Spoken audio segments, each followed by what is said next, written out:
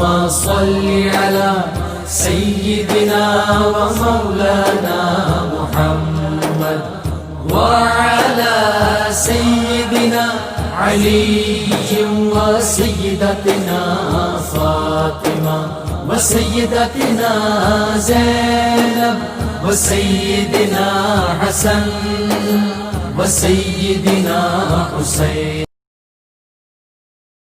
اعوذ باللہ من الشیطان اللعین الرجیم. بسم اللہ الرحمن الرحیم. الحمد للہ رب العالمین والصلاة والسلام علی اشرف الانبیاء والمرسلین واہل بیتہ الطیبین الطاہرین المعصومین. اما بعد.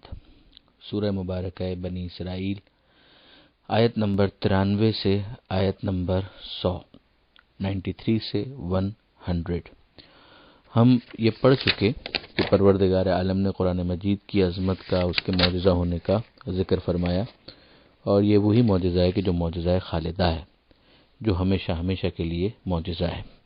ظاہر ہے کہ مادی معجزات جتنے بھی ہوں گے وہ اسی وقت تک ہوں گے کہ جب ان کو دیکھنے والے آبزرو کر رہے ہیں، ان کے مشاہدے میں ہیں.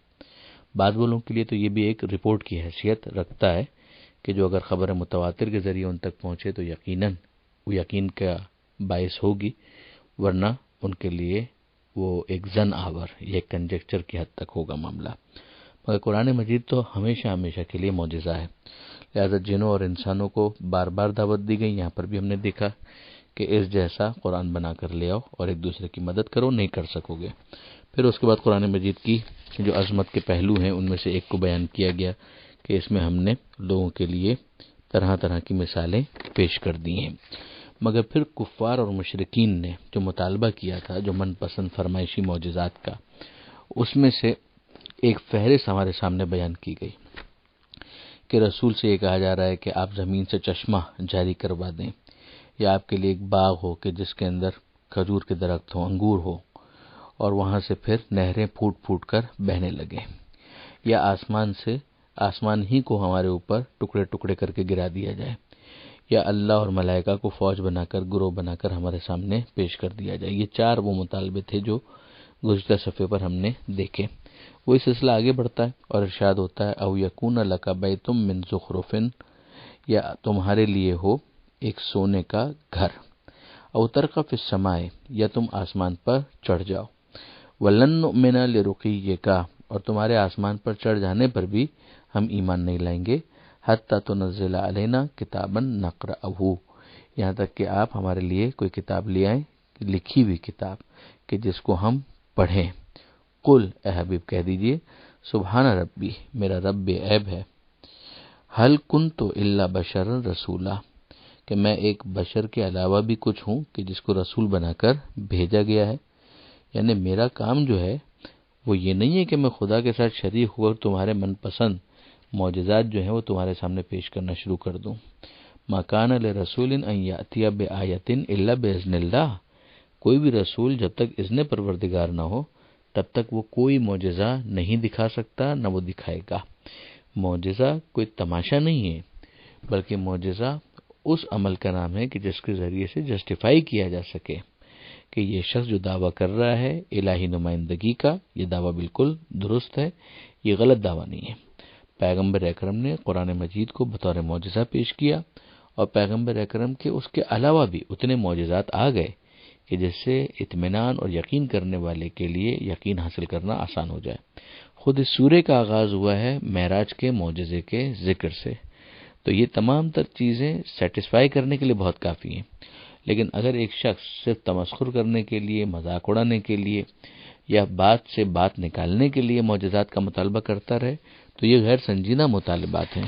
اگر یہ سارے مطالبات پورے بھی کر دیے جائیں اور پھر اس کے بعد ایک فہرست رکھ دی جائے کہ اب ان معجزات کو پورا کر کے دکھائیے، جیسے کہ ہم یہاں پہ دیکھ بھی رہے ہیں، خود اسی فہرست میں جو مطالبات کیے گئے ان میں کیا ہے، آسمان پر آپ چڑھ جائیں، پہلے یہ کہا گیا، ساتھ ہی ساتھ یہ بھی کہہ دیا گیا پھر بھی ہم ایمان نہیں لائیں گے اگر آسمان پر آپ کو چڑھتا ہوا بھی دیکھ لیں، مگر یہ کہ آپ وہاں سے پھر کوئی تحریری کتاب لے کر آ جائیے جس کو ہم مطالعہ کریں، جس کو ہم پڑھیں.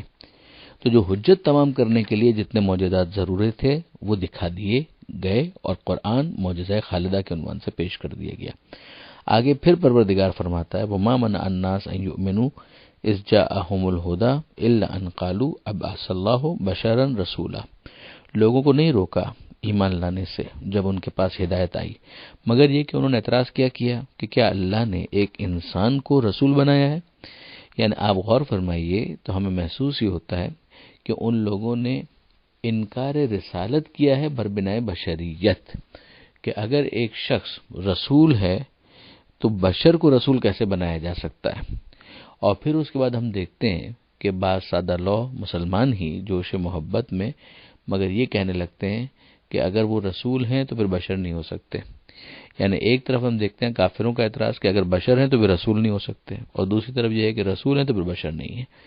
ایک انکار رسالت کرتا ہے بربنائے بشریت اور دوسرا انکار بشریت کرتا ہے بربنائے رسالت، دونوں غلط ہیں۔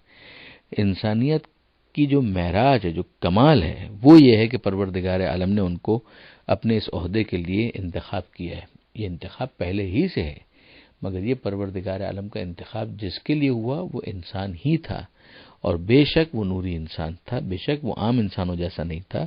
انتخاب پروردگار خود بتا رہا ہے کہ یہ انسانوں میں ممتاز ترین افراد تھے، مگر بہرحال انسان تھے، اور ان کی انسانیت کا انکار کرنا قرآن مجید کی صریح آیتوں کا انکار بن جاتا ہے۔ لہذا دونوں چیزیں غلط ہیں۔ یہ کہہ دینا کہ بالکل ہم جیسے بشر تھے، یہ غلط ہے، لیکن یہ ہے کہ بہرحال ہم سے بہت بہتر، بہت برتر، بہت اعلیٰ، بہت بڑھ کر اور نوری بشر تھے، پروردگار عالم نے ان کو منتخب کیا تھا۔ تو پروردگار عالم فرماتا ہے قل، اے حبیب ان سے کہہ دیجئے لو کان فی الارض ملائکہ، کہ اگر زمین پر ملائکہ ہوتے، فرشتے ہوتے، یمشونا جو چل رہے ہوتے مطمئنین اطمینان کے ساتھ، لنزلنا علیہم من السماء ملکا رسولا، تو ہم آسمان سے ان پر فرشتے ہی کو رسول بنا کر بھیجتے۔ یعنی پھر ظاہر ہے کہ ملائکہ کے لیے ملک یا فرشتوں ہی میں سے کوئی رسول ہو سکتا تھا جو ان کے لیے رول ماڈل بن سکے، مگر جب انسانوں کی بات آئے گی تو کسی انسان ہی کو جو بہت اعلیٰ ہوگا رسول بنایا جائے گا، تاکہ وہ ان کے لیے نمونہ عمل بن سکے، کیونکہ اس کو صرف قاصد نہیں بننا ہے، اسے صرف خط ڈیلیور نہیں کرنا ہے، بلکہ اس کو ان کے لیے مرشد، رہنما بننا ہے۔ وہ روزہ رکھ کے دکھائے گا تو اس کو بھوک لگنی چاہیے جس طرح سے دوسرے انسانوں کو لگتی ہے۔ یہ اگر نماز پڑھے گا تو اس کو نیند آنی چاہیے جس طرح سے دوسرے افراد کو نیند آتی ہے۔ پھر یہ اگر بستر چھوڑے اور مصلی پر آئے تو رول ماڈل بن سکے گا۔ تو یہ معاملات جو ہیں وہ صرف انسان ہی سے ممکن ہو سکتے ہیں کہ وہ رول ماڈل بن سکے۔ پھر اس کے بعد ارشاد ہوتا ہے قل، اے حبیب کہہ دیجئے کفا باللہ شہیدن بینی و بینکم، کہ اللہ کافی ہے گواہ ہونے کے لیے میرے اور تمہارے بیچ میں ہے۔ یعنی بالآخر بے شک پروردگار عالم جو ہے وہ گواہ ہے کہ اس نے مجھے مبعوث کیا ہے۔ انہ کان بعبادہ خبیرا بصیرا، وہ اپنے بندوں کی خبر بھی رکھتا ہے اور خوب دیکھنے والا ہے، واقف بھی ہے، خوب دیکھنے والا ہے۔ ومن یہد اللہ فہو المہتد، جس کی اللہ ہدایت کرے تو وہ ہدایت پانے والا ہے۔ ومن یضلل فلن تجد لهم اولیاء من دونہ، اور جس کو اللہ گمراہی میں چھوڑ دے تو تم اس کے لیے اللہ کے علاوہ کسی کو سرپرست نہیں پاؤ گے۔ یہ بھی بالکل واضح ہے، پروردگار عالم کسی کو گمراہی میں کیوں چھوڑے گا؟ اسی وقت کہ جب وہ ظالم ہے، جب وہ فاسق ہے، جب وہ گناہوں پر اصرار کرنے والا ہے، تو پھر پروردگار عالم اگر اسے گناہ پر چھوڑ دے تو اسے اگر گمراہی میں چھوڑ دے تو اسے پھر شکایت نہیں کرنی چاہیے، جیسے کہ زبردستی ہدایت دینا پروردگار عالم کی مشیت کے خلاف ہے۔ وَنَحْشُرُهُمْ يَوْمَ الْقِيَامَةِ عَلَى وُجُوهِهِمْ عُمْيًا وَبُكْمًا وَصُمًّا، آخرت میں قیامت کے دن ہم ان کو محشور کریں گے منہ کے بل، اندھے ہوں گے، گونگے ہوں گے، بہرے ہوں گے۔ مأواہم جہنم، ان کا ٹھکانہ جہنم ہوگا۔ کلما خبت، جب بھی اس کی آگ بجھنے لگے گی، زدناہم سعیرا، ہم اس کی آگ کی تپش میں اضافہ کر دیں گے۔ یہ سارا عذاب ان کے اوپر کیوں ہوگا؟ ذالک جزاؤہم بانہم کفروا بآیاتنا، یہ سزا ہے ان کی اس لیے کہ انہوں نے ہماری نشانیوں کا انکار کیا، اس کا کفران کیا، اس کو جھٹلا دیا۔ وقالو، اور وہ کہنے لگے، اذا كنا عظاما ورفاتا، کہ جب ہم ہڈیاں ہو جائیں گے، ہمارے اجزاء بکھر جائیں گے، انا لمبعوثون خلقا جدیدا، تو کیا واپس سے ہمیں از سر نو پیدا کر کے اٹھایا جائے گا؟ اولم یرو، کیا ان لوگوں نے نہیں دیکھا، ان اللہ الذی خلق السماوات والارض، کہ اللہ ہی وہ ہے کہ جس نے آسمانوں کو پیدا کیا اور زمین کو پیدا کیا، قادر، وہ اللہ قادر ہے، علی ان یخلق مثلہم، کہ کہ وہ ان جیسوں کو واپس سے زندہ کر دے۔ وَجَعَلَ لَهُمْ أَجَلًا لَا رَيْبَ فِيهِ، اور اسی نے ان کے لیے ایک مدت مقرر کی ہے جس میں کوئی شک نہیں۔ فَأَبَى الظَّالِمُونَ إِلَّا كُفُورًا، تو ظالم لوگ انکار کے سوا کچھ نہیں مانتے، یعنی وہ اپنے انکار ہی میں لگے ہوئے ہیں، انہوں نے اپنے انکار ہی کو اپنا شعار بنایا ہوا ہے۔ قل، اے حبیب کہہ دیجئے، لو انتم تملکون خزائن رحمت ربی، کہ اگر تم اپنے رب کی رحمت کے تمام خزانوں کے مالک ہو جاتے، اذن لامسکتم خشیت الانفاق، تو بھی تم فاقے کے ڈر سے اپنے قبضے میں کر لیتے اور کچھ بھی خرچ نہ کرتے۔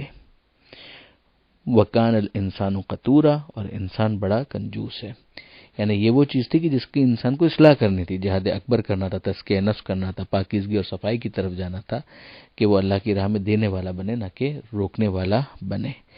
یہاں پر حضرت علامہ سید علی نقی صاحب کا ایک تبصرہ ہے، اس مقدس آیت کے مضمون کی تصدیق آج سے بڑھ کے شاید ہی کبھی ہوئی ہو، جب ضروریات حیات قدرت کی طرف سے اکثر فراواں ہوتی ہیں، مگر بیوپاری اور سرمایہ دار انہیں اپنے پاس بند کر دیتے ہیں، اس طرح لوگوں کو نہیں مل سکتی اور وہ دانے دانے کو ترستے ہیں۔